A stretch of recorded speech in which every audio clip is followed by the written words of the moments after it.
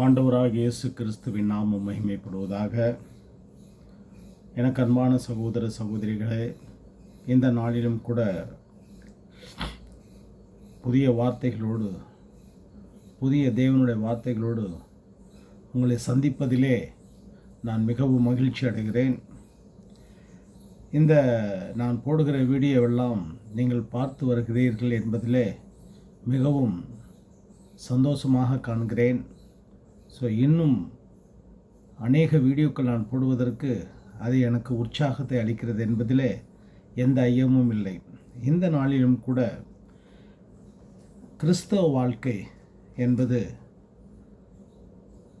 அவசியம், கனிகள் வேண்டும். இந்த தலைப்பின் கீழாக நான் உங்களோடு பேச இருக்கிறேன். தலைப்பு அவசியம், கனிகள் வேண்டும். இதற்கு ஆதாரமாக தீத்து அவர் எழுதின நிருபத்திலே 3ஆம் அதிகாரம் 14ஆம் வசனத்தை நான் எடுத்துக்கொள்ள இருக்கிறேன். அதில் சொல்லப்பட்டிருக்கிறது,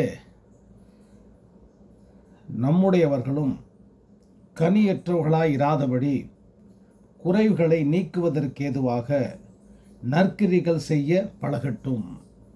சொல்லப்பட்டிருக்கிறது, நம்முடையவர்கள் கனி இல்லாத வாழ்க்கை வாழ்கிறார்கள். அது ஒரு முழுமையான வாழ்க்கை அல்ல, குறைவான வாழ்க்கை என்று வேதம் சொல்லுகிறது. அந்த குறைவுகளை நீக்க நற்கிரிகள் செய்ய பழக வேண்டும் என்பதுதான் இந்த வேதம் நம்மிடத்தில் சொல்லுகிறது. இதோட விளக்கம் என்ன அப்படின்னு சொன்னால், கிறிஸ்தவ வாழ்க்கையிலே, அதாவது ரட்சிக்கப்பட்ட ஒவ்வொருவனும் கனி உள்ள வாழ்க்கை வாழ வேண்டும். கனி இல்லாத ஒரு வாழ்க்கை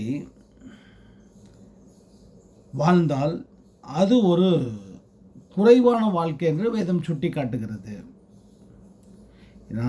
நான் கிறிஸ்தவன், நான் கிறிஸ்தவத்தில் வாழ்கிறேன் என்று சொன்னால் என்னிடத்தில் கனிகள் காணப்பட வேண்டும். அப்படி கனிகள் காணப்படவில்லை என்று சொன்னால் அது ஒரு குறைவான வாழ்க்கை வாழ்கிறேன் என்று வேதம் சொல்லுகிறது.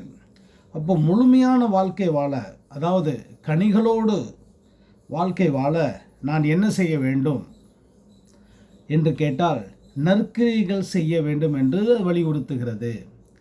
நற்கிரிகள் நீ செய் என்று வலியுறுத்துகிறது. அப்போ அது மாத்திரம் அதோடு நிறுத்தல, இன்னொரு இடத்துலையும் சொல்லுகிறது, கிறிஸ்தவத்தில் நல்ல செயல்கள் அவசியமானது. அதான் நல்ல கிரியைகள் என்று சொன்னால் அது நல்ல செயல்கள், இதை குறிப்பிடுகிறது. பிலிப்பியரில் ஒரு வசனம் சொல்லுகிறது, வேதம் சொல்லுகிறது, அவனவன் தனக்கானவனைகளை மட்டுமல்ல, தனக்கானவைகளை அல்ல, பிறருக்கானவைகளையும் நோக்குவானாக. அதுக்கு உதாரணத்தை எதை காட்டுறாருன்னா, இயேசு கிறிஸ்துவை காட்டுறாரு. கிறிஸ்து இயேசுவில் இருந்த சிந்தையே உங்களுக்கு இருக்க கடவுது. ஏன்னா இயேசு கிறிஸ்து தனக்காக வாழல, நமக்காக வாழ்ந்தார். அப்படிப்பட்ட வாழ்க்கை வாழ் அப்படின்னு அந்த வசனம் நம்மை வலியுறுத்துகிறது. இப்போது இந்த கனி என்றால் என்ன, அது என்னன்னு தெரிஞ்சுக்கணும்ல.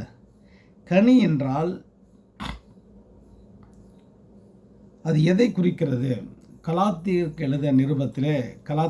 எழுதின பிலிப் எழுதின நிருபத்திலே சொல்லப்பட்டிருக்கு. 5ஆம் அதிகாரம் 22ஆம் வசனம் 23ஆம் வசனம் சொல்லுகிறது, ஆவியின் கனியோ அன்பு, சந்தோஷம், சமாதானம், நீடிய பொறுமை, தயவு, நற்குணம், விசுவாசம், சாந்தம், இச்சை அடக்கம், இப்படிப்பட்டவைகளுக்கு விரோதமான பிரமாணம் ஒன்றும் இல்லை என்று சொல்லுகிறது.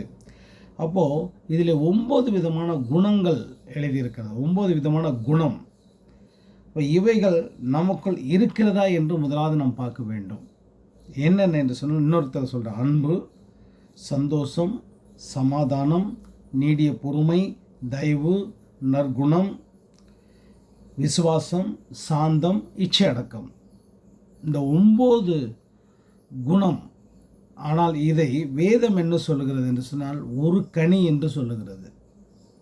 இது முழுவதும் சேர்ந்தால் தான் ஒரு கனி. இது எல்லாம் நமக்குள் இருக்கிறதா என்று அவசியமாய் நாம் பார்க்க வேண்டும்.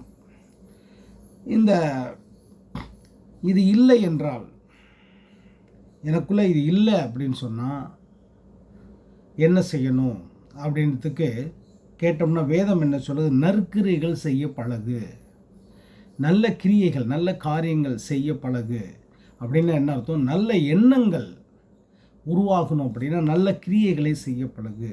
நல்ல கிரியைகள் உள்ளுக்குள்ளே உருவாகணும், அது கிரியை வெளிப்படணும். அதுக்கு நல்ல விஷயங்களை நல்ல விஷயங்களை சொல்லு, நல்ல விஷயங்களை பேசு. தேவையில்லாத அதாவது இன்னொரு இடத்துல கூட சொல்லப்பட்டு ஆகாத சம்பாஷணைகள் நல்லொழுக்கத்தை கெடுக்கும். தேவையில்லாத வார்த்தைகள் நம்ம எவ்வளவோ பேசுகிறோம், அதெல்லாம் தூக்கி எறிஞ்சிட்டு நல்ல விஷயங்களை சொல்லுவோம், நல்ல விஷயங்களை பேசுவோம். அந்த நல்ல விஷயங்கள் வேணும் அப்படின்னா இந்த 9 விதமான குணங்கள், அதே ஒரே ஒரு கனி தான். அதுக்கு 9 குணத்தையும் சேர்த்து சொல்லப்பட்டு ஒரே ஒரு கனி தான். அப்போது இந்த கனி நமக்குள் அவசியமானது, இதை நாம் மறந்து விடக்கூடாது. இந்த கனி அவசியமானது. அன்பு, சந்தோஷம், சமாதானம், நீடிய பொறுமை, தயவு, நற்குணம், விசுவாசம், சாந்தம், இச்சை அடக்கம், இப்படிப்பட்டவர்களுக்கு பிரமாணம் ஒன்றுமில்லை. இது நமக்குள் இருக்கிறதா? நம்மை நாம் ஆராய்ந்து பார்ப்போம். ஆவியானவர் மகிமைப்படுவாராக. ஜெபிப்போமா? அன்பின் பிதாவே, வானத்திற்கும் பூமிக்கும் ஆண்டவராய் இருக்கிறவரே, உமக்கு நன்றி செலுத்துகிறேன். கர்த்தாவே, இந்த உலகத்திலே வாழ்வதற்கு எங்களுக்கு இப்படிப்பட்ட குணங்கள் அவசியமாக இருக்கிறது. இந்த ஒவ்வொரு குணமும் ஆண்டவரே, இதில் இருக்கிற ஒவ்வொரு குணமும் எங்களை ஆண்டவரே, எங்களை நல்ல விஷயங்கள் செய்வதற்கு அது நடத்துகிறது. ஆகையால் இது எங்களுக்கு வேண்டும். இது 9 குணத்தை சேர்ந்து ஒரு கனி என்று சொல்லப்படுகிறது. இது எங்களுக்கு வேண்டும் ஆண்டவரே. ஏனென்றால் நாங்கள் மற்றவர்களுக்கு நன்மைகளை செய்ய வேண்டும், மற்றவர்களுக்கு எதையாவது செய்ய வேண்டும். ஆண்டவராகிய இயேசு கிறிஸ்து எல்லாமே எங்களுக்காக செய்து விட்டு போனார். அவருடைய பிள்ளைகளாகிய நாங்கள் மற்றவர்களுக்கு எதையாவது ஒன்று செய்ய வேண்டும். ஆண்டவரே, கிருபை பாராட்டுங்க, வழி நடத்துங்க. ஆண்டவராகிய இயேசு கிறிஸ்துவின் நாமத்திலே துதி சோதரி ஜெபங்களும் ஏறெடுக்கிறேன். ஜீவன் நல்ல பிதாவே. ஆமேன், ஆமேன், ஆமேன். எனக்கு அன்பான சகோதரர்களே, வாசியுங்கள், அதில் கருத்துக்களை இன்னும் அதிகமாய் தெரிந்து கொள்ளுங்கள். கர்த்தர் நம்மை ஆசீர்வதிப்பாராக. அது மாத்திரமல்ல, சப்ஸ்கிரைப் செய்யுங்கள், லைக் செய்யுங்கள், ஷேர் செய்யுங்கள். ஆண்டவர் வழி நடத்துவாராக. ஆண்டவராக இயேசு கிறிஸ்துவின் நாமம் மகிமைப்படுவதாக. ஆமேன், ஆமேன், ஆமேன், ஆமேன்.